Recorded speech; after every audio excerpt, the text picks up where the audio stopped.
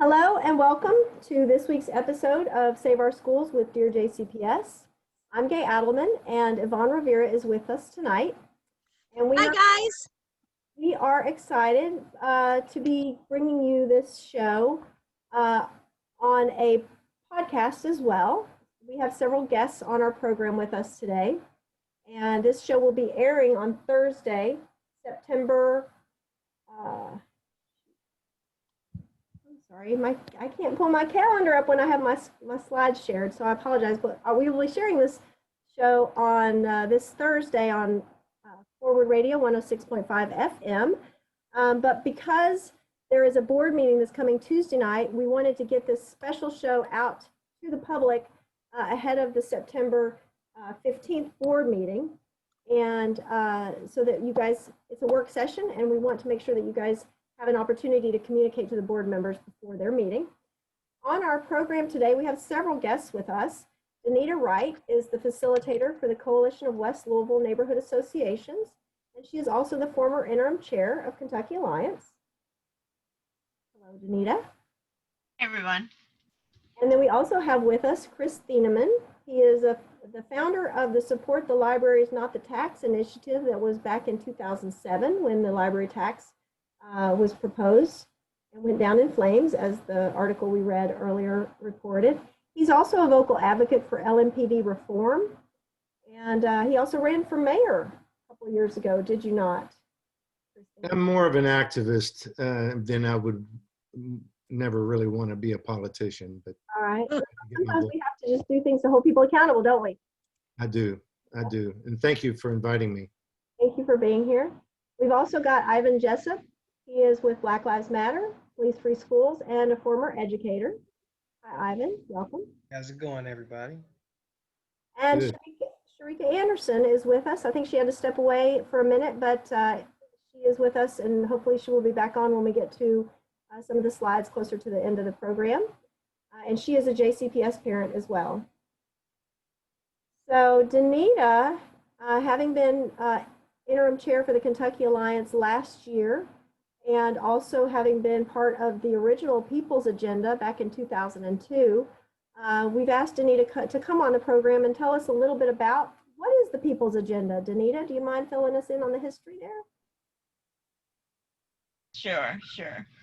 The People's Agenda is a list of items, action items that a group of grassroots organizations had come up with back in 2002 due to the merger of the city merger, when the city merged, and they wanted the governing bodies to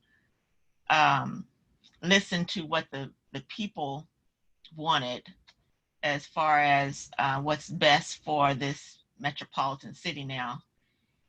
And so 100 individuals and 50 organizations got together for the first time. The vision was that they wanted, equality for all. They just wanted communities with equality for all, the governing bodies to be the voice for all the people. So they all got together, 100 individuals and 50 organizations in 2002, August 24th, 2002, at a church called Quinn Chapel AME. It used to be located on Broadway, and now it moved on over on Muhammad Ali now. And they held the first People's Agenda Conference. And their goal was to have that's when they came up with these 9 action items, which were civil and human rights, community governance, the criminal justice system and citizen protection, economic development through community empowerment, education and youth empowerment, environmental protection, public health and human services, housing, workers' rights, And when they met for that, that was like 8 items then. That was 8 items then. It was so empowering and so mind-blowing. They promised to meet every year for the conference, and then a series of tragic deaths. Ann Braden, Lewis Coleman, a lot of the people that were a part of the beginning of the coalition, they passed away. And Susie Post, you know, they passed away. So what happened was there was a time where they didn't meet, and then all of a sudden here comes 2010, and it got revived again by the Kentucky Alliance, revived it again. But then again, we had more deaths to occur. And it's just, you know, it's something the way that the passing of icons, what it can do to a vision, a dream. You know, that's what you take Martin Luther King, you know, things like that. Then again, I became chair last year, 2019, and I revised it again at, believe it or not, Quinn Chapel invited us back to revive it there. It was so mind-blowing, and to have it back come full circle. And we added the 9th action item, which was or is social problem solving and debt reduction. So now we have 9 areas to the Coalition for the People's Agenda. And so now we're trying to revive it again this year, to carry it on this year. And hopefully we'll keep it going till all these 9 components are up and running. Right. And this year we revised it to also include the JCPS budget. So education has always been a component, but Yes. We realized that the JCPS budget is a bigger budget than the Louisville Metro government and LMPD budget. And so, and your budget is your priority document. So it's important to make sure that the district also recognizes the Coalition for the People's Agenda and our demands, because all of these entities have to work together. It doesn't do any good to have Metro government do certain things if our district isn't working hand in glove with them as well. So that's what's different this year, is that it includes JCPS. And with JCPS having a tax increase on the November 3rd ballot, it gives us a more time-sensitive situation. So that's why you see the Education Committee kind of leading the charge on getting this part of it resolved. Deadline. Oh, and you can see this is a brochure from 2002. You can see some of the names of some of the people that were involved back then. Some of them are with us, you know, still part of the movement today. Ricky Jones is on here.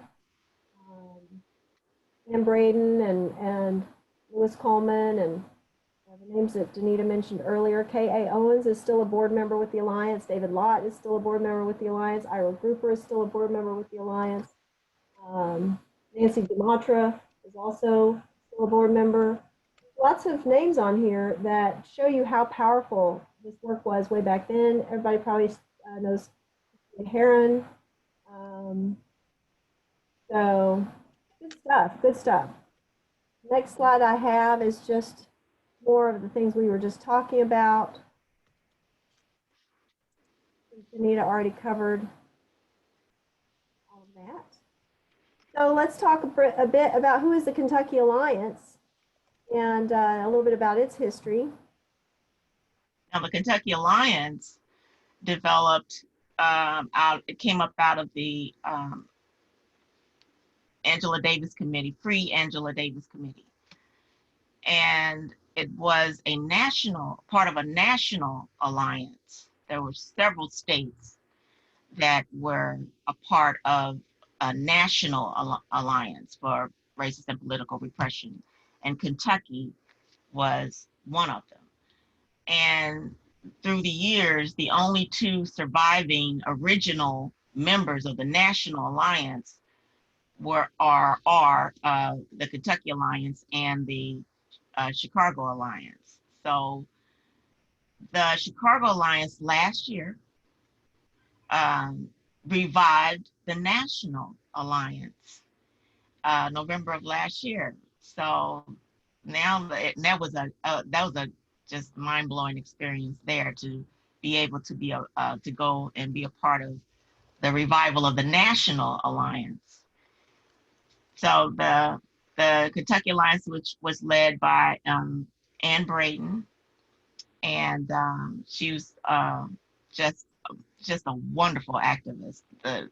She just had a mind and a half when it came to activism. She worked 24/7, and created the Kentucky Alliance base out of her own home at 3208 West Broadway, which is she dubbed the Carl Brayton Memorial Center in remembrance of her husband, her late husband, Carl Brayton. And that's where our weekly press conferences take place every Sunday at 10 o'clock. So people may have seen us on their porch. And that's where the People's Agenda meetings take place pre-COVID. Now we have them on Zoom calls. But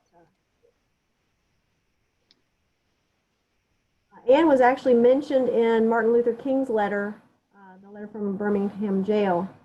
Yes, she was. So those were the history of the Alliance and the People's Agenda, I think, are some of the most powerful stories in Louisville's.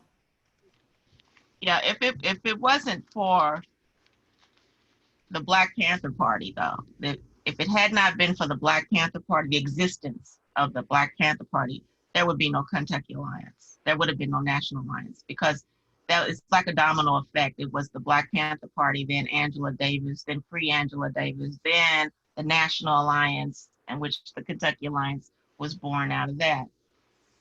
So I'd say the root is the Black Panther Party. So the next slide, thank you, Danita. The next slide I have up is just where people are on the tax increase. What are their positions on the tax increase? And there's a range. You know, there's the no way, no matter what extreme. And we saw the Tea Party have the petition that gathered enough signatures to put this measure on the ballot. So we know that that is a group that is on the extreme no way side. And then on the far yes, no matter what, we call that unconditional. That's why I asked the question with the words unconditional in quotes on a poll I did recently, because there are some groups that say no matter what, we support this tax increase. And so we're going to talk about what some of those no matter what types of scenarios could possibly be on today's call, and also talk about a couple of organizations that support the tax increase no matter what, and that is the Alliance to Reclaim Our Schools, AROS, which Dear JCPS was a member of until July, and we'll talk a little bit about why we left AROS. And then there's a new 501c4 that was just formed this week. Well, it was formed a couple of months ago, I guess, but it was just released to the public. The public became aware of it this past week. And that is a 501c4 called Yes for JCPS. And we're going to talk a little bit about who is behind that organization as well. So the Coalition for the People's Agenda has been meeting for the past, since 2002, right? But the The education committee in particular, I've been attending meetings for about 3 years, and we've been talking about a list of demands around a Black agenda for quite some time. And with this tax increase and this pandemic and a movement for Black lives, the time to have our conversation about those demands on JCPS is here. And from our conversations about what our families in the West End and our Black families in particular need to see happen in our schools to change the outcomes, improve the outcomes from what is currently happening, has kind of rolled up under these 4 broad categories. We're going to talk a little bit about each one in more detail, some on this program and some on future programs. We'll go into it a little bit deeper. We're going to be doing this every Monday, so we'll be sharing our broadcasts and interviews and inviting people to come on and help us dig deeper into these discussions. But basically, it's an acronym: Earn the People's Vote, EARN. And Yvonne, would you mind just talking briefly about what those 4 are, and then we'll move to the slides that go deeper into each of them and ask our guests. These are just in passing. One is the evaluating the student assignment plan, running it through the REAP, and we'll explain what that is later. An anti-racist budget, where the lion's share of the money is not going to those who already have the most. A resolution to support the people's agenda, and no return to in-person schooling until it's safe. And by safe, we mean both COVID-19, and there's respirator issues that we'll get to later, but also police-free schools. You know, it's hard, you know, this summer you stop seeing them, of course, because kids are not in school, but as you see students return to schools every year, you start seeing cases where 5-year-olds are being arrested in handcuffs because I don't know how you have a scenario where that makes sense, but okay. So. Thank you. So Danita is going to talk with us a little bit about the first one, which is the evaluation of the current student assignment plan. And Danita, why don't you talk a little bit about what you and I discussed earlier, what your concerns are, and then Yvonne and I will ask you some questions. Do you want to go that route? Yeah, my concern about the current student assignment plan, you know, they're talking about, to me, a fictional kind of proposal, because it includes buildings that are not built, and even no money to build them. So how could you come up, why would you even, you know, come up with a plan like that before? Why would you put the cart before the horse is my thing. And even if it was a doable plan, a valid plan, you're talking about the West End area, people in the, you know, the students in the West End area having the option of going to different schools within the West End area, or be bused out to the East End area. You're not talking about students in the East End area having the option of going to schools around their area or being bused to the West End area. That's not, you know, equitable enough for me.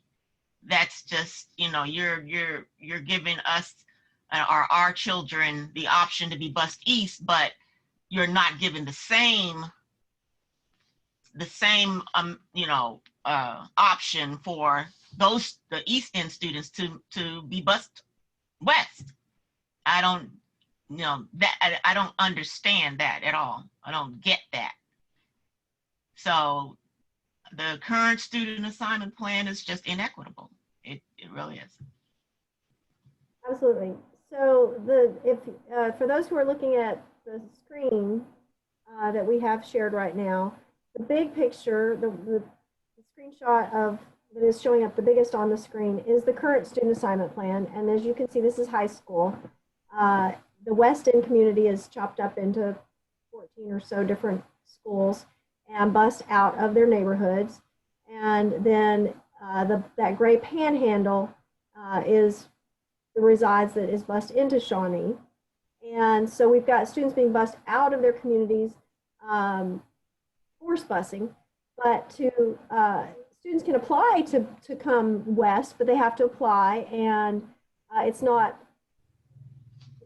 the same. It's not equitable. So I made a couple of maps to show if the district were going to do something equal, then this color block right here would be all one solid color, like in this top graphic. Oops, sorry, I didn't change slides yet.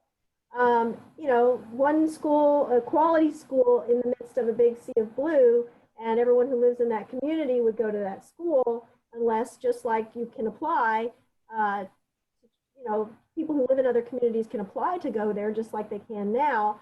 And if you live in Shawnee, you can still choose to go to the school outside of your neighborhood. Are you talking about magnet schools, applying to a magnet school? No, you can even apply for a transfer if the school has the openings. Well, I tell you, the Coalition for West Louisville Neighborhood Associations had held a meeting with the student assignment director of the student assignment plan or something. Don't quote me on that, but whoever she was, I asked her a specific question. If an East End student had the option that they didn't want to go to a school within their neighborhood, do they have the option to be bused to the West End? And she said no. Okay. So your application, what do you mean about an application? What does that mean? Well, my son applied to Shawnee, and it is a magnet, but it also has a reside school. He applied to the magnet, and he was able to attend school. So every school should have some resides population, and then the ability to attract. We still want integrated schools, and that's the problem with this map at the top. If we were to simply go to equal, which is what the big blue blob would be, is everyone was treated as if it was equal, we would be returning to segregated schools. So students can apply to transfer, hardship transfer. So maybe she wasn't aware of the hardship transfer, or maybe she thought you were talking about elementary, because elementary you can only apply within clusters. And so there are East End families can't just send their kids to a West End school. But the point is that the only forced busing that takes place is out from the West End out. There is no forced busing going from outside the West End in. So the only community that bears the burden of having diverse schools is our community in the West End. And so the proposal basically takes this color block area, the chopped up color blocks, and rearranges them and says, okay, we've worked on making the plan better by rearranging the deck chairs on the Titanic, essentially, but it doesn't make it that much more equitable, because it doesn't do anything about the big picture. It only works on the part that's already discriminatory. So a discriminatory plan with tweaks is still a discriminatory plan. And in order to make it equal, then you would have the same size color block with a quality school in it. That would be quote unquote equal. And we're not even talking about something that would be equal. Equitable would be as if you actually had students being bused from outside those communities. And that's what the bottom right-hand picture is intended to depict. That's what equity might look like. You'd have just as many students being bused from their resides outside the West End into the West End schools. And that's how you would get the diverse schools as well, is by creating a magnetic program that attracted families from other parts of town, so that you would still get diversity without having to bus students out of their community to achieve it.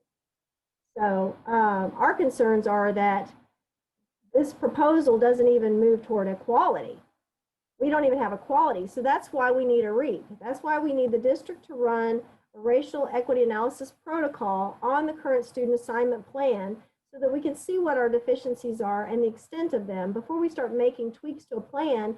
And the problem too is if you start making tweaks to the plan, then you lose all your data points too. So then they have to wait another 10 years to see if these changes made a difference. And that's just too long because we know this plan doesn't go far enough. And another concern I have about it too is many families in the West End do value the opportunities to attend a school outside of their neighborhood. And so we don't want that taken away from anyone. And a fear I have is if we start unwinding the parts of busing that work, then it's easy to come back a few years from now and say, you know, we might as well just go ahead and stop busing altogether. And then we've got separate but not equal. We're back to Brown versus Board of Education. And we don't want to see our West End families lose ground. We know that school board members who have run for office based on quote unquote ending busing have not been able to get elected. So we know that that's not something our community wants. And we really want the community to know the truth. We want the community to know the extent of these disparities, the extent of the history and harm that's been caused to our West End families in particular as a result of these disparities, because our families in the West End are having to travel farther to come to parent-teacher conferences or after-school activities, or if a child is sick, or if their kid misses the bus. These are all barriers that the rest of us don't experience. I live out in the yellow block here where Eastern is. So, you know, those of us who have freedom and flexibility in our employment or transportation or the ability to come to a PTA meeting in the middle of the day or whatever it takes, we should be the ones that are willing to carry the burden. And that's what equity looks like, is families that have greater privileges being the ones to carry the burden of diversity. And so we're not even having these conversations, and that's the part that's disappointing to me, is because I talk to people and they don't even know that busing doesn't go both ways. They don't know the facts. And you know, we want to have a REAP so that we can educate the community and explain what those disparities are. And there are a lot of hidden disparities too, such as, you know, volunteer hours and donations and community support and PTA fundraising opportunities and booster clubs and alumni associations, and the list goes on, and it compounds. And it's not only compounding that it's athletic programs, like ability to recruit athletes and have you know, rivalries and those types of things that help you build your alumni associations. Some of our schools struggle in doing that because there's so much turnover too. The problem with our student assignment plan creates a lot more turnover and instability for those schools. So we just want to know what the extent of that is, trust the community to know the truth and vote for equity, and then let the voters decide on November 3rd if we want a tax increase that's going to pay for equity, and we have a confidence that the district sees the disparities and what needs to be done. As Danita mentioned, the proposal is an illusion because the schools aren't built yet, and it is contingent upon a tax increase. So, you know, they're making these promises, we're going to offer choice in the West End, and oh, but by the way, you have to vote for the tax increase. Sorry, we forgot to tell you that part. But here's the thing that makes us really concerned. At the September 1st board meeting, Joe Marshall, board member Marshall, asked Dr. Polio if a REAP had been done on the proposed changes, and Dr. Polio said yes numerous times at many of these committee meetings on the different parts and even on the current plan.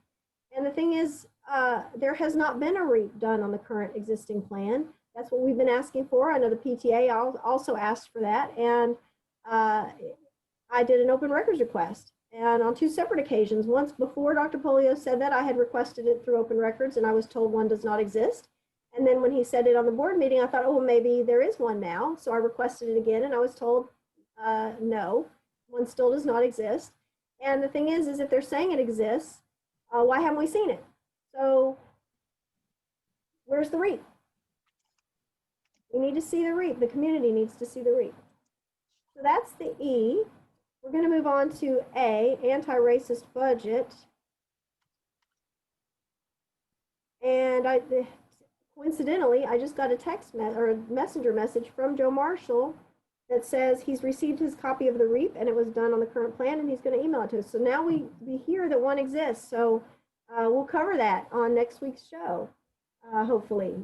We want to see a live REAP, by the way. That's what PTA asked for. And what we mean by that is have the DEP, the Department of Equity, actually show us how they achieved the evaluation, because we need to see the extent of it. We need to understand and see if it's comprehensive enough and it covers our concerns as well. So I'm going to move on to the anti-racist budget. Ivan is going to help us talk about these topics. It's basically the invest divest conversation. And I'm going to turn it over to Ivan and ask him if he would elaborate on some of the things that he sees on this slide, and we'll ask you some questions, if you don't mind. Sure. Well, so I can speak to first off the just eliminating expenditures that prioritize reactionary or punitive measures over front-end investment and support. And to me, that sort of goes into investing in sort of where we want to go looking forward for our schools in sort of restorative justice in our schools, more so than punitive practices. We want to start to invest in getting teachers the supports that would help to increase cultural competency in our schools.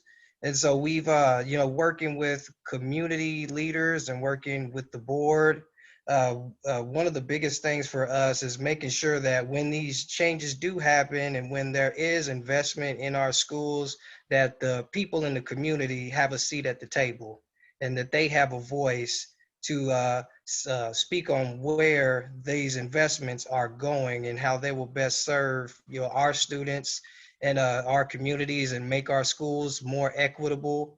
And so that goes into making sure the resources that we have, in the schools in our West Ends reflect, the same resources as the schools over, in the East End. So making sure the programs, sports programs, after school programs reflect that, in investment, as equal to those over, in the East End schools.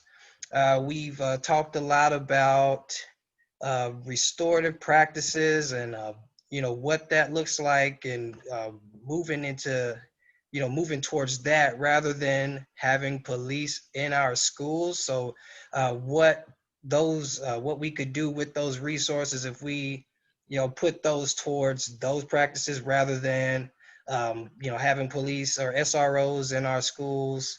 I believe our community also believes that with that we could be better served rather than having police in our schools. We could invest in more counselors, more funding in our family resource centers, because those are places that are really needed, more nurses in our schools.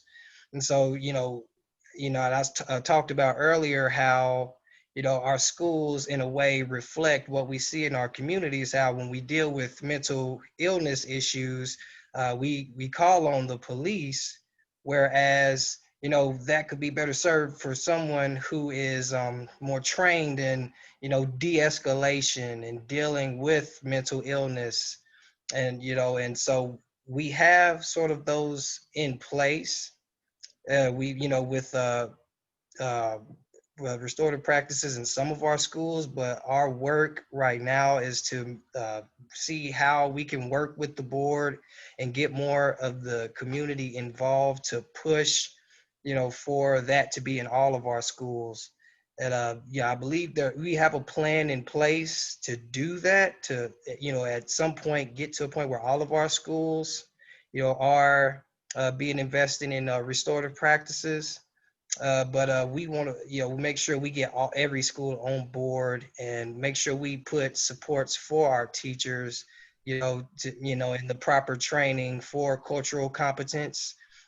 We, just throwing ideas off the wall, talked about, make more trainings, maybe some PDs that would, help our teachers with that, having an individual in the buildings, in the school buildings that specialize in restorative and counseling for students that do need it, and for teachers that may need help working with their students, because that's for us, and me personally, I feel like that's where it starts in in the first place, before it gets to having an SRO having to come into a classroom, maybe to remove a student or to get a student. For us, for me, that working on restorative and giving teachers resources and supports to figure out, or to be better trained in cultural competence, would cut down on some of the sort of classroom management issues before it even got to that point. Having maybe the funding, if we do get more funding into our schools, maybe having more adults, because me personally, again, I feel like it's beneficial to have, more adults in the building to cut down on the cut down on the student to adult ratios. And, it helps the students and it helps the teachers. And so just these are some of the things that, ideas that we are working on and trying to develop, and really to get the community, get more community support and outreach to make sure that those members in our community have a voice, and that we are, making sure the priorities are in the right place. Awesome. Agreed. Yvonne, do you want to cross-examine here? Not a cross-examine, but I do want to sort of build on what Ivan has said. And that is, when you're talking about equity, we have an opportunity to do what other countries have done, which is democratize education. That is, right now in this country, if you have the money, you have your kids in pots. Right. Even before that, kids could get tutoring. They could get piano lessons. They could get things that in other countries are part of school. I mean, you're thinking piano lessons. Hey, we have band. We have orchestra. Why couldn't we have ballet lessons? Why couldn't we have piano lessons? How's that different than funding band and orchestra or sports? How is tutoring not part of school? In this, as I hate to sound like a broken record, especially since my kids are too young to know what a record is. But they barely know what a CD is. Oh, those silver discs people used to have. But at the risk of sounding like a broken record, this is our opportunity to not go back to normal or what we have, but to go back to better. Right. This is the time where we can pioneer what will be there once we're back in a classroom. There is no reason. At my school, we can't do it now because you have all these little breakout rooms, but we had chess club. And it was free. And if you needed a ride home, we gave you a ride home. We started with 12 kids. And at the time of COVID, we were up to 36. And by the next year, it probably would 50 out of a school of 640.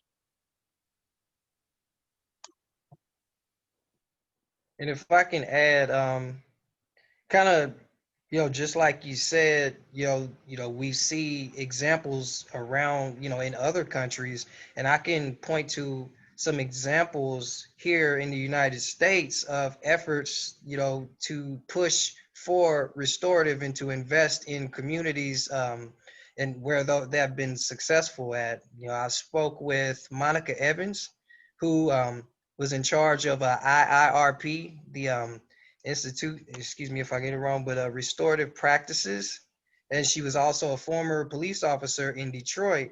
And in Detroit, in a city called Cody, Cody High School, they invested in the schools and invested in restorative, in police-free schools as well, or to train or better train officers to be more culturally responsive and competent to their students. And they've had lots of success there. It's I'm trying to think of the name. There's actually a documentary on the efforts there. Life Remodel is what they call it. Cody High School Life Remodel Project. And it took a whole investment of a ton of folks in the community coming together to, invest in these schools and build them up, but it can be done. And, also to your point, there was another thing you had mentioned about, I'm trying to recall off the top of my head. Bear with me for a second. You had mentioned, sorry, I lost my train of thought just then, but yeah, just the idea that, we have examples to pull from here. We can take those ideas, and I remember we want to build off of this, opportunity that we have now. We see that there is momentum, and we really, are trying to seize on that now and get more people informed and to, and galvanize the community so that we can, make real changes and real improvements happen here in Louisville. Absolutely. And I'll chime in a little bit and maybe you'll remember your other thought before we move on. But as a taxpayer, and I kind of mentioned this at the top, our budgets, our city budgets and our district budgets need to work together. And as a taxpayer, I just want the most efficient use of my tax dollars spent. So investing in education and making sure that our schools have the tools to be successful and early childhood on up, smaller class sizes, mental health counselors, trauma-informed care, all of the proactive, preventative, front-end measures are going to be a lot less expensive than punitive, reactionary, back-end responses. And so it's a lot less expensive to educate a child than it is to incarcerate a juvenile or an adult. So we have to focus on shifting our budget priorities to the counselors and the smaller class sizes and those types of things, because when you have police in schools and you don't have the counselors, then the police intervene once things have escalated to a situation, and possibly even not having escalated, but a teacher just needed another adult in the room. And because a police officer is trained to see when your only tool is a hammer, every problem looks like a nail. They're trained to look for things that are considered crimes. And it's not that our students are committing the crimes, it's that a situation was escalated or inappropriately responded to, and then that's what leads to like Yvonne said, the 5-year-old in handcuffs. And that's unacceptable. That is absolutely unacceptable, especially since it's a failure on our part. It's a failure on our community and our society's part to make sure that the schools are properly funded and properly resourced and properly allocated, that the money is making it to the schools that need it. And so this is something as a parent at Shawnee I saw firsthand, and why I started speaking at board meetings, because as a taxpayer and a concerned citizen, I saw egregious waste and abuse and harm. I saw harm coming to these children because we also put too much emphasis on these high stakes tests that are culturally incompetent, that don't measure anything but poverty and cultural incompetence, and then punish our schools that perform low, and it drives the quality teachers away. You know, we've got less experienced teachers and teachers that don't want to be in some of these schools as a result. And then they're just constantly being put under the microscope to continue to perform. And so that what that means is more test prep and more abuse and more harm that's happening to our students in low performing schools. And so there's only so much money and only so much time. So that means art gets cut, music gets cut, recess gets cut. And so those students are taking even more tests and being harmed even more than the average student. So I think there's a lot of things that families don't know. And that's why we have to have this conversation. We just want this measure on the ballot so that voters can be informed and vote, because we truly believe that this is a story that will compel people to vote in favor of the tax increase. I'm personally in favor of the tax increase, but only if the district is responsive to the concerns of West Louisville and our Black students in particular.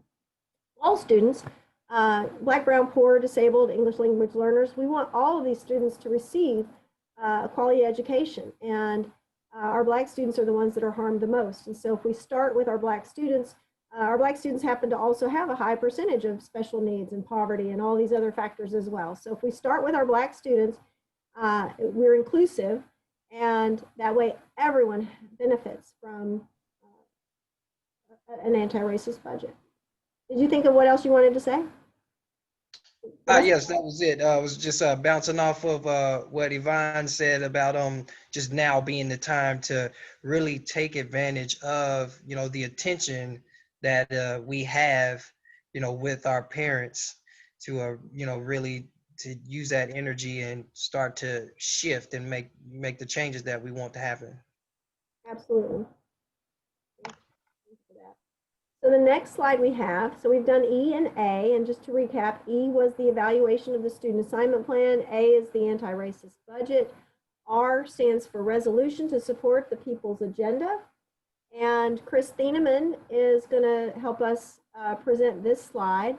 And Chris and I met when he shared a link from to get people to sign the petition. And at the time I was you know, I was a 6. We need this tax increase. In fact, I've been speaking at board meetings since for years, encouraging the district to go ahead and do this referendum, because we've needed these funds longer than just this year.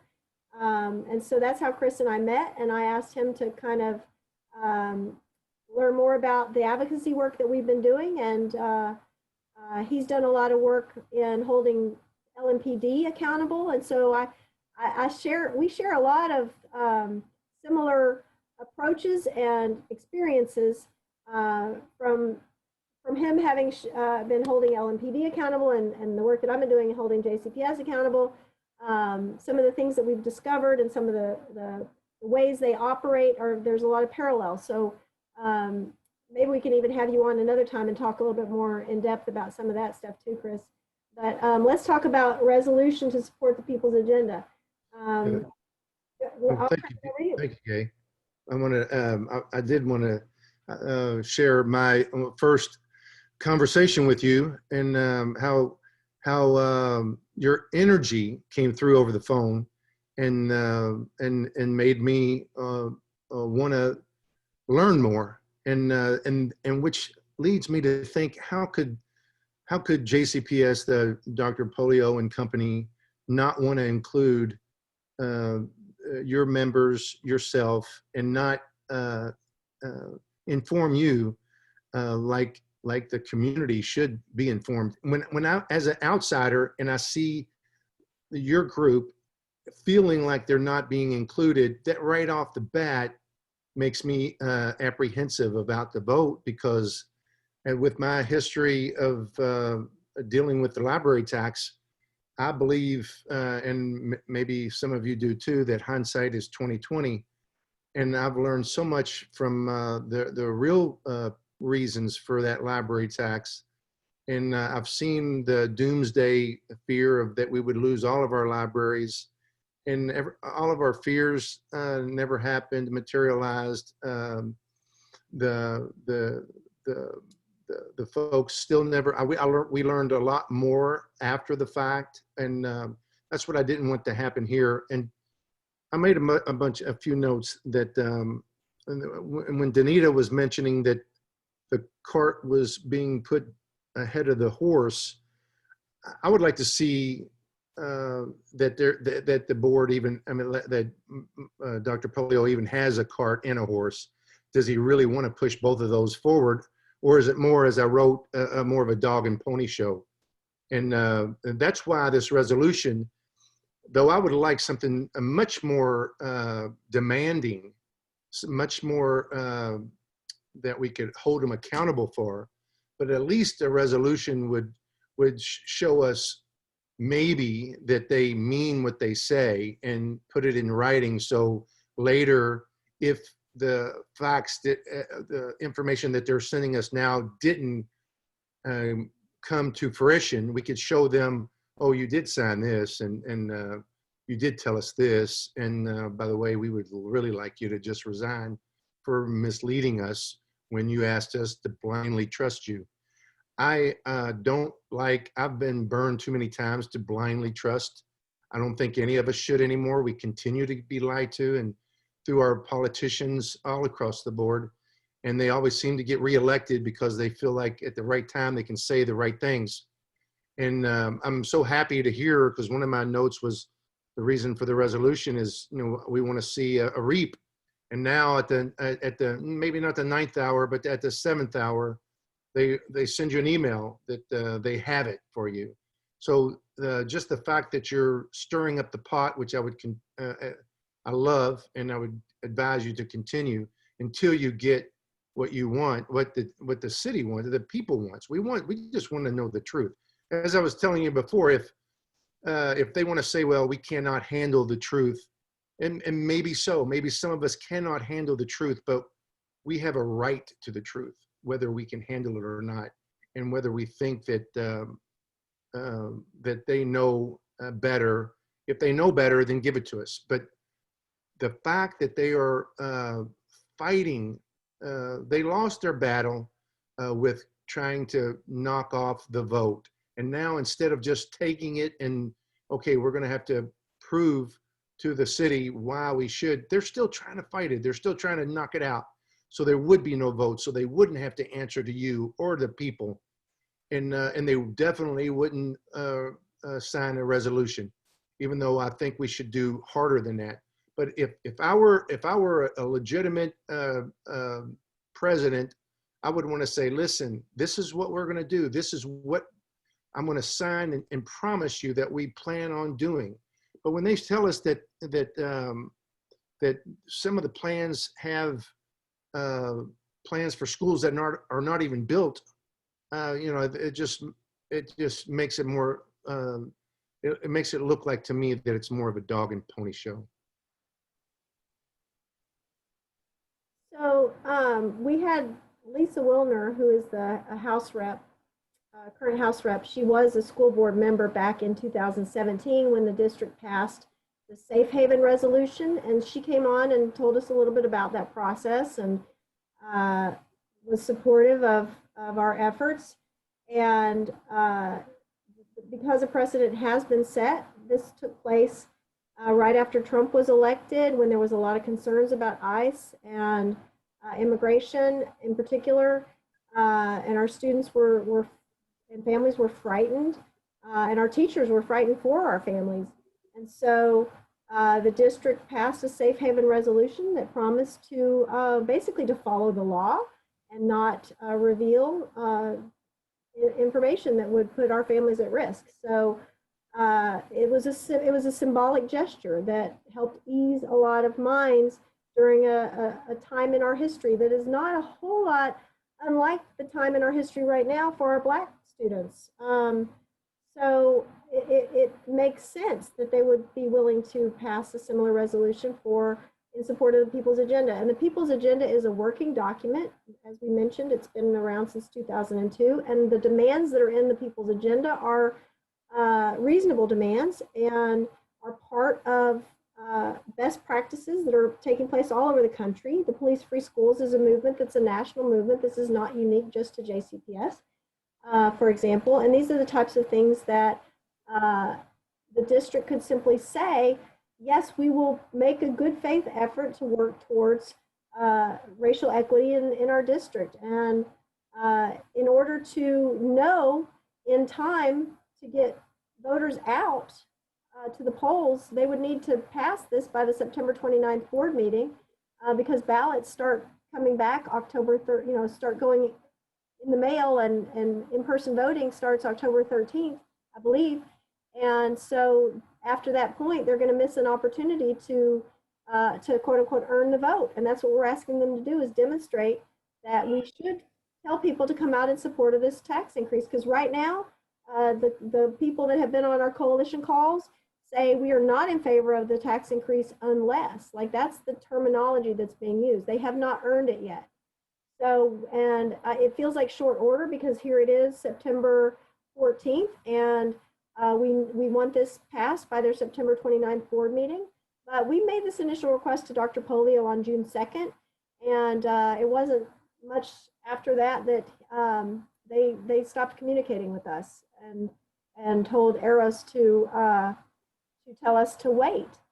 And if the district wanted to wait to promote the tax increase, that's fine. The consulting firm and JCTA had a meeting and told us that we needed to wait too, and that doesn't make sense. We wanted to get out, the grassroots organizations wanted to go out and build support for this tax increase, and we were more supportive of it when we were part of the conversation, but then when we started getting shut out, a lot of red flags started going up.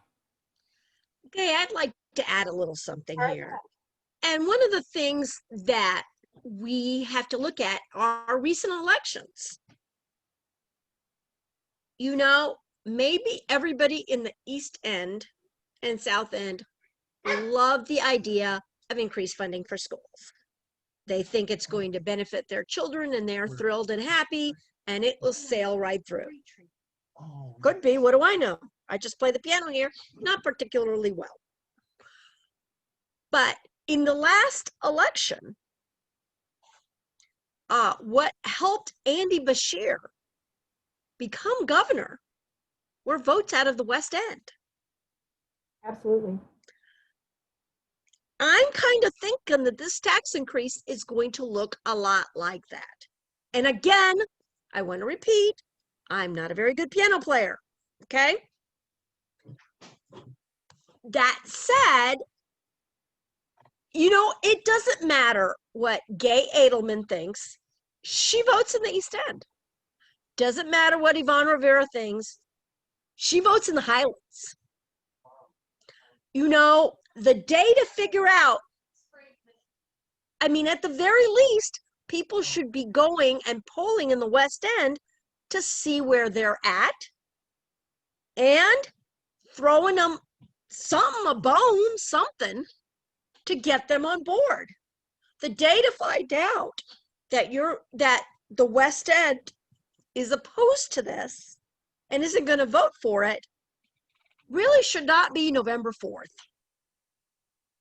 That's what happened to Allison Lundergan Grimes, and that's what happened when she ran against Mitch last time around, and what happened to Jack Conway when he ran against he who shall not be named. So I don't think you want to find out on November 4th, gee, I should have done this. The time to find out where support was yesterday. Right. And that's a good point, Yvonne. Thank you for bringing that up, because I serve on the board of the Kentucky Alliance Against Racist and Political Repression, and I have been bringing this recommendation to the board members since January because I knew this was coming, and I've made a motion every single meeting since January that we come out in support of the tax increase, and couldn't get the members to budge even when we added conditional language. Actually, I think I had conditional language on my first proposal, first motion, and board members are not on board. The Alliance, which is a very historic and powerful and coalition-based, broad-based advocacy group has not come out in favor of the tax increase. So why has the district not been coming to our meetings and coming and speaking at our press conferences and taking us up on our offers to talk to our members? It doesn't make any sense to me that they're not out here trying to earn the vote. And so I tried to take that message back to them. I'm just trying to be an ally and a critical friend to the district and whisper in their ear and say, hey, you neglected this community out here that this tax increase is supposedly supposed to benefit. Like, this is very white saviory looking, because the people who are passing this tax increase, who think that the tax increase should pass to benefit another community, when the other community that is supposed to benefit hasn't signed on to it yet, it's like we think we know what's best for them. And we need to get out and talk to them and ask them what's best for them and trust them. Listen to Black families. They have great solutions. They know what they need. And that's what this people's agenda is. And by passing a resolution, what we're asking the district to do is hold space for these needs and demands to be communicated, and hold the seat at the table open. And so it's a reasonable request. And another point I want to make is it doesn't cost them anything. This is a gavel, some paper and a gavel and a conversation, and it would do a lot to demonstrate their commitment to the community. And I think it's a win-win for everybody. So I'm going to move on to the N, which is no wholesale return until it's safe. And Yvonne, I think you have this one. Yes. One of the things that we need to point out is that anything by the district's own, excuse me, my mistake, forgive me, by Kentucky's own standards, these were the ones that were rolled out last spring. Anything above 5% is a problem. This one? Yeah. And they're saying just under, and it's going up. And Johns Hopkins is saying almost 10. So whatever. But they talked about 14 days of decreased cases. We've had more cases all the time. We're not below 4%. We don't have testing capacity. We're not set up so that we can contact trace. If we send people to school, do we have PPE for everybody? Please. And, you have to remember, not even talking about prepared for future spikes or any of that. You have to remember how many of our students, West End, East End, Southwest, South, Black, white, brown, every color, live with their grandparents. I'm in a school with people with money, and at least a third of my students live with their grandparents. So, one of the things to think about with a safe return to school is COVID. We've also talked about how, we need to protect our students with police-free schools, restorative practices. I mean, we all know what schools need. I'm preaching to the choir. Right. So, Enough counselors, mental health. We know what schools need.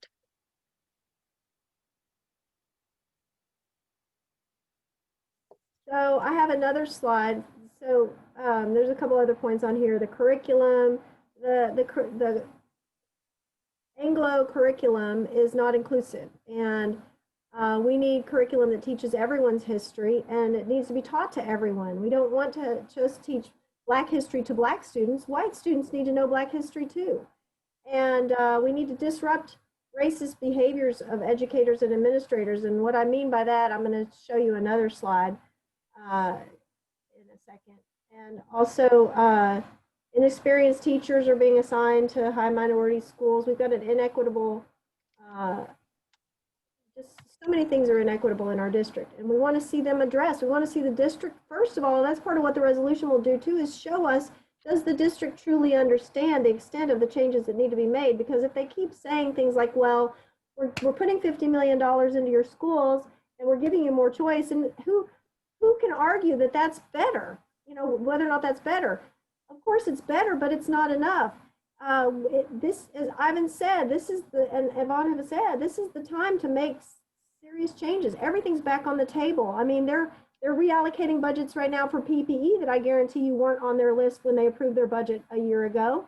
So if we're recognizing that needs and priorities have shifted due to COVID, we have to also be able to recognize that needs and priorities have shifted due to this movement for Black lives, and especially here in Jefferson County, where everything is happening at once. We've got Breonna Taylor, we've got a student assignment plan on the table, we've got a tax increase on the table, we've got a new racial equity analysis protocol that we need to be following. We've got a new superintendent who claims to be committed to equity, and that's what's so confusing about them aligning with the new with Scala, who is part of Scala and GLI are part of the steering committee on their new Yes for JCPS 501c4. So we'll talk about that in a minute too. We're kind of running out of time for our regular radio show. So what I want to do is kind of wrap up these slides, and then we'll go into kind of little after hours conversation if you guys will stick around. But you've been listening to Save Our Schools with Dear JCPS. I'm Gay Adelman, and Yvonne Rovira has been my co-host with me today. And our guests have been Chris Thieneman, Ivan, remind me your last name, Ivan? Jessup. Jessup, I'm sorry about that. And also Danita Wright was with us. She had to hop off. And we did have a parent on, and I was hoping she might join us again to talk about the next slide. That's kind of why I was pausing for a minute. But thank you all for tuning in and listening to Save Our Schools with Dear JCPS. And be sure to contact school board members and let them know that they need to support the Coalition for the People's Agenda and earn the people's vote. The next slide I want to talk about is this last bullet, disrupt racist behaviors of educators and administrators. I have a slide on some examples of some of the things that people have sent to us or that we've seen in the news from some of our teachers that some are major racist behaviors that, it's scary to think that this teacher in the middle on this screenshot that I've posted, it's scary to think that she was in a classroom for 20 years with our students if she doesn't recognize how harmful implying that driving over a protester is a good idea. Her post that she shared said, in Florida, we don't stop for Black Lives Matter terrorists, and it has a picture of a I don't even know if that's related to a protest. It doesn't even look like it matches her post. But she posted, "This is why I lost my job today. Been with JCPS for 20 years and they let me go over a stupid post shared just showing how crazy the world is." So it doesn't even sound like she learned from her experience. Same with Amy Roth. This is a story that made it in the newspaper. She wrote, "Full speed ahead, don't worry, they'll blend in with the pavement," showing a picture that looks like a vehicle with some protesters. And then she apologized and said, "Look, I messed up." Oh, we lost Chris. "Look, I messed up. I said this out of anger. I'm very sorry for everyone who saw this. Not I'm very sorry that I think this way and I've realized that this is racist thinking or any harmful thinking for my students." She didn't seem to acknowledge she had done something she shouldn't have done other than let other people see it. And then this one on the far right, I share this one more as an example of a microaggression. Not every offense is a fireable offense, and that's another problem that we have with the district protocols because they don't really have middle ground interventions for dangerous behavior like this. And if it's coachable and can be trained and redirected, that's what we want to see. We want to see opportunities for conversations with teachers who maybe interpret something through their lens that is harmful to be looked at that way. And this example says, so this is a BSU teacher who sent an email to her staff letting them know that she was wanted a message to be shared. I didn't put up a screenshot of the message she wanted to share, but it's requoted, and part of it is requoted in here. And the teacher basically asked her to reword her email to the staff to soften it and make it less prickly, I guess, for her white ears. And she says that she has an issue. She uses the word issue with the email. She says she has family that's a police officer and also people of color in her family, and she's been pulled in both sides, as if there is a both sides to this issue. And she goes on to say, refrain from making comments like you did that implies anything about personal opinions. And for example, the continued deaths of Black folks at the hands of police and others, including Breonna Taylor and David McAtee. I don't see anything in there that's an opinion. And it's traumatic for our Black community members that are living this day in and day out in living color in person. And so to try to play it down is really dismissive and harmful. And asking her to not allude to one side or the other, in the original message, I didn't see anything that was one-sided. We know it's been a long summer and there's been a lot happening in our city that affects students in different ways. That's what she wanted it to say. She wanted to soften it and not even mention the Black Lives Matter movement in her example. So that's what I understand is referred to as a microaggression. You know, they add up, they create barriers, they make extra work for our Black community members to try to convey their concerns and their efforts. And it's another term that I've learned is emotional labor. Like, we put a lot of emotional labor on our Black community to then explain it to us instead of us doing the research and figuring out for ourselves how this is harmful. And with the trauma that our community and the constant requirements that we continue to put demands on our police and demands on our district and those types of things, just takes its toll. And so we need to watch for these things, and we as white allies and white accomplices need to be anti-racist. We need to be the ones to call this out and address it every time we see it. So the next slide I have up is a group called Teachable Moments that we started in Dear JCPS after we had 2 separate conversations with Dr. Polio about our concerns that there's not a middle intervention. We asked him, what do you do when you have these types of situations? And he said, well, everyone must complete PD. Well, people who are completing the PD about anti-racist cultural competency is probably the word, cultural bias, identifying cultural bias, those types of things.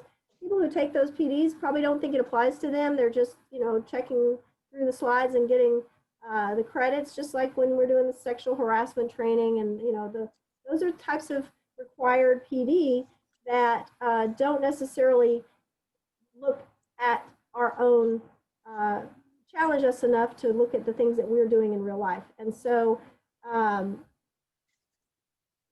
then said, what about those middle grounds? What about the screenshots that people share with us?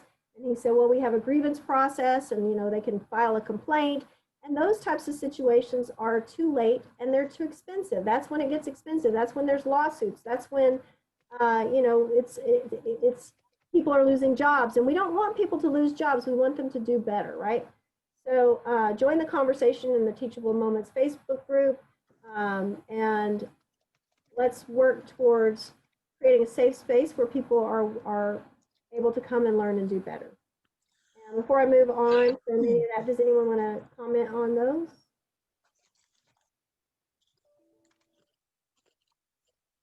All right. So in closing, I think we're getting pretty close to the close here.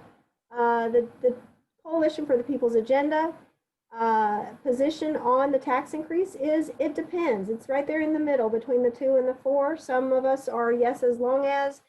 Many of us are now closer to the not until unless, because we've had doors closed in our face. We've seen disingenuous efforts to derail the conversation. And so we, the people of Jefferson County, in order to form a more just society, demand Jefferson County Public Schools earn our vote to increase property taxes by demonstrating their good faith commitment to dismantling structural racism by supporting the 4 reasonable demands of the Coalition for the People's Agenda. And that's the EARN. And we feel that our coalition people will get on board with this approach between now and November 3rd, because it's not a matter of if, it's a matter of when, because this position is on the right side of history. And I have some other slides about Yes for JCPS and the Tea Party. I do want to just talk briefly about the Yes for JCPS coalition.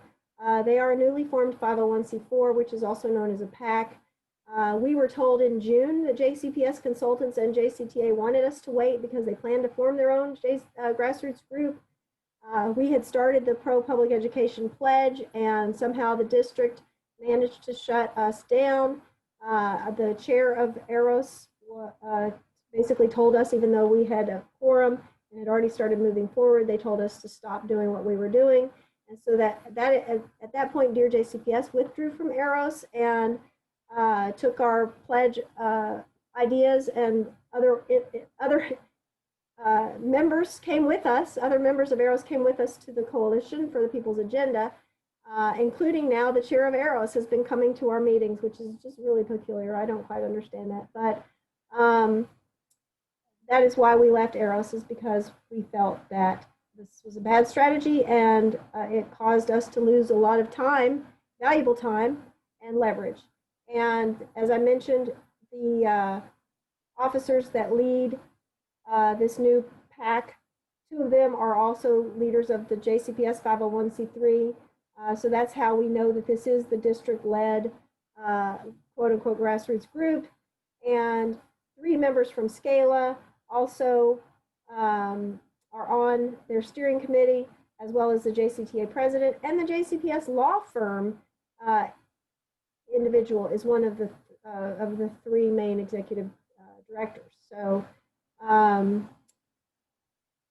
Olivia Kraut with the Courier Journal noticed that these individuals were tied to SCALA, and it's 83% white and leans heavy on business executives, and it doesn't look anything like our student population. But she also mentioned that Louisville has several grassroots groups that are focused, on public education, particular education for cities' Black and poor kids, and why weren't they given a seat at the table? We would like to know that as well. And we're still negotiating. We're not, November 3rd is not here yet, and the district has a responsibility to continue to convince us why they deserve these tax dollars, and that they're going to be spending these tax dollars in a way that is going to benefit our students, our most vulnerable students. And here are some of the things that still haven't even been finalized yet. The corrective action plan, the audit, they haven't passed the audit yet. The state still has to come in and complete their audit. The student assignment plan has not been passed. It's supposed to be voted on at the September 29th board meeting.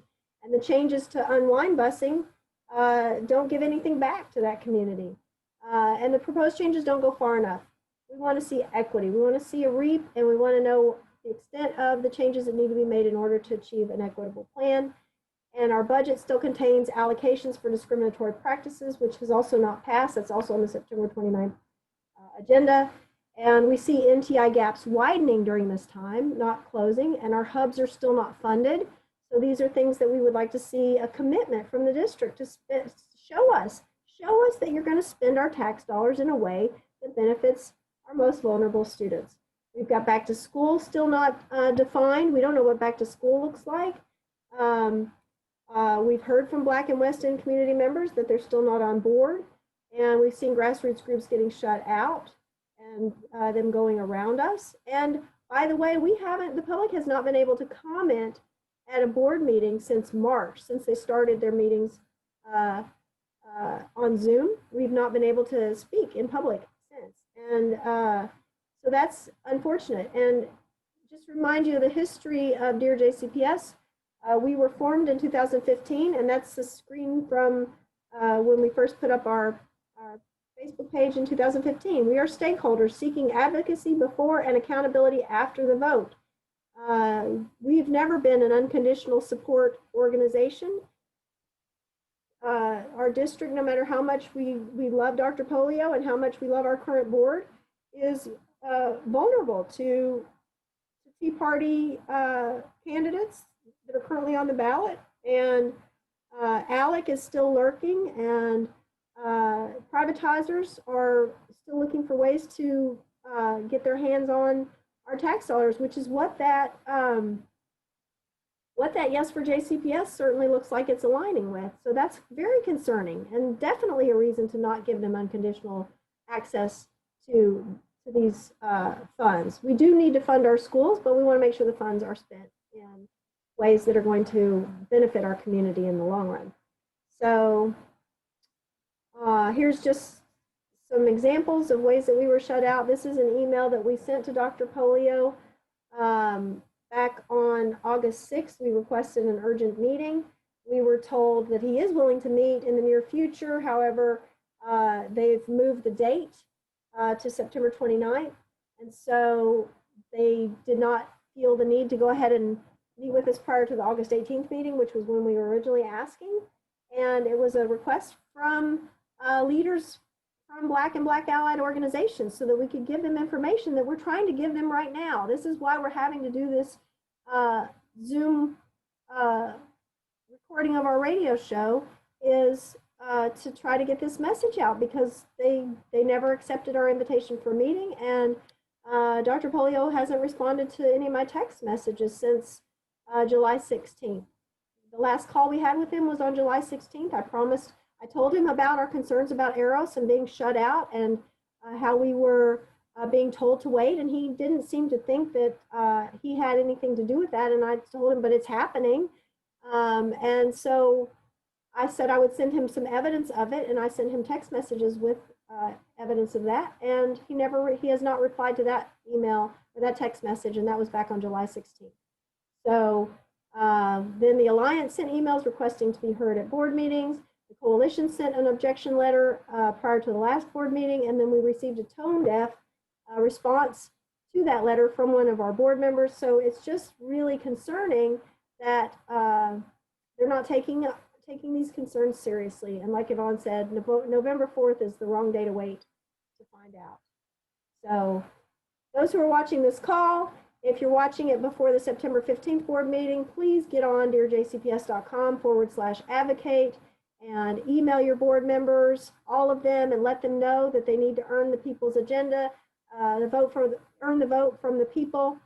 And even if it's after September 15th when you're watching this, there's still the September 29th, which is our ultimate final deadline. That's their last board meeting before these 4 demands need to be met. So make sure they come out and listen. They're invited to the Alliance weekly education committee meetings, which take place on Mondays at 4:30. Come out and don't take my word for it. I'm just the messenger. Don't be mad at the messenger. I'm just trying to avert disaster, because I want this tax increase, because I do think that our schools need it. But right now, I don't think they have enough votes. So I'm just trying to raise the flag, raise the alarm. Yeah, let's reiterate. It doesn't matter our opinion. Right. I vote in the Highlands. You vote in the East End. It's not going to help you whip up votes in the West End.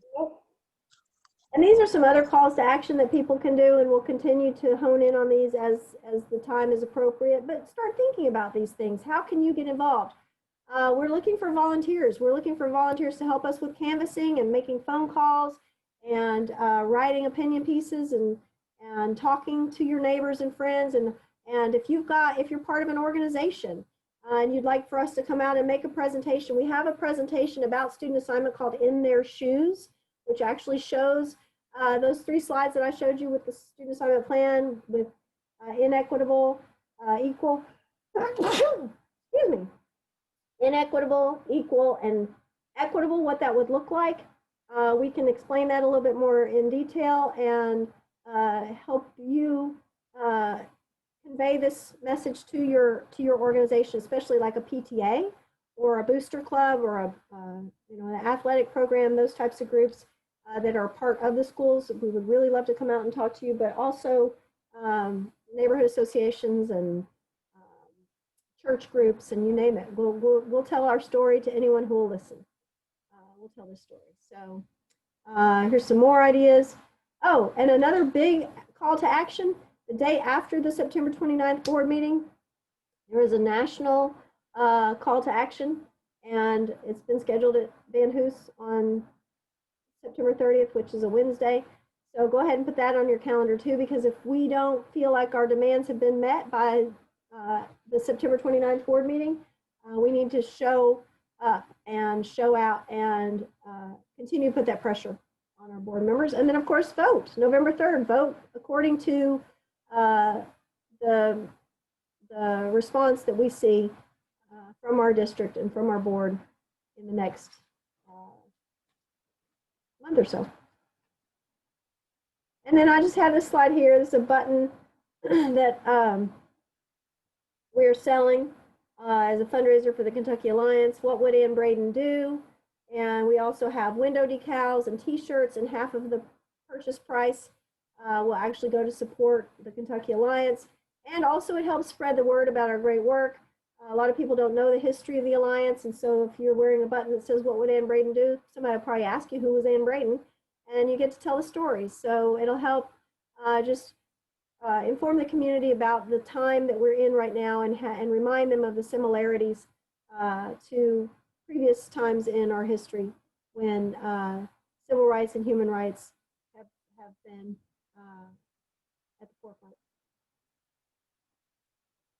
And then on that note, I just want to say, you know, these are all changes that we want to see in our district that actually save lives, right? This is not just, you know, fluffy kind of stuff. Our students are being harmed and traumatized and not being provided the opportunities for access to quality education, in particular in the West End, and our Black, Brown, poor, disabled English language learning families all are not receiving all the supports that they deserve, because we are not prioritizing our spending in an anti-racist sort of way.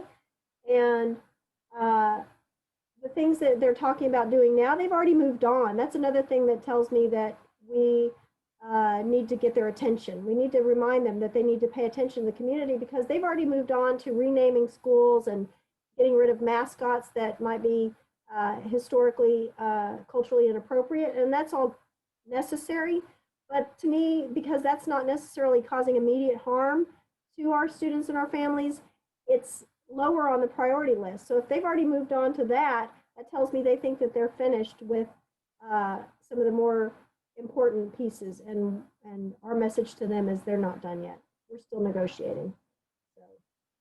On that note, Iman, do you have anything else you want to add? I see that everybody else had to drop off, and I apologize for that. It was really hard getting everybody together today for a schedule that worked for everyone.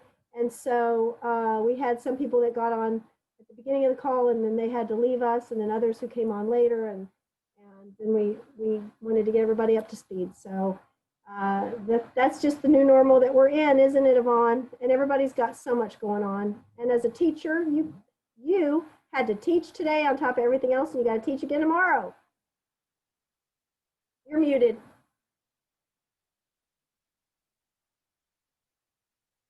You're still muted.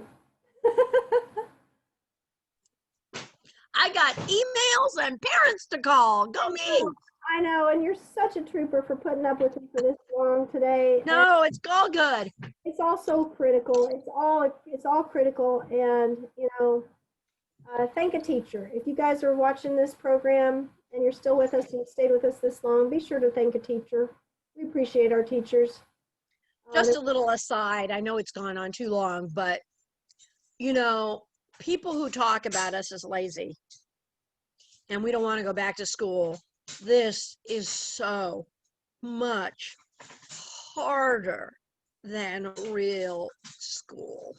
Oh my gosh, yeah. It's a killer. I appreciate you, and thank you everybody who has been listening in on our call. And please add your questions and your comments in the chat. We're an open book. I know there's a lot of stuff on here that may feel uncomfortable to talk about. Some some of the words may make people uncomfortable, may close some ears, and that's unfortunate. But we're happy to answer any questions and provide you with further documentation of any of the things that we've presented tonight. So we just really want, we believe the community will vote in favor of a tax increase if we know the truth. That's my belief. If we know the truth, the community will come out. And the tax increase should go towards the things that will bring racial justice in JCPS. And this has been another episode of Save Our Schools with Dear JCPS. Our host has been Gay Adelman.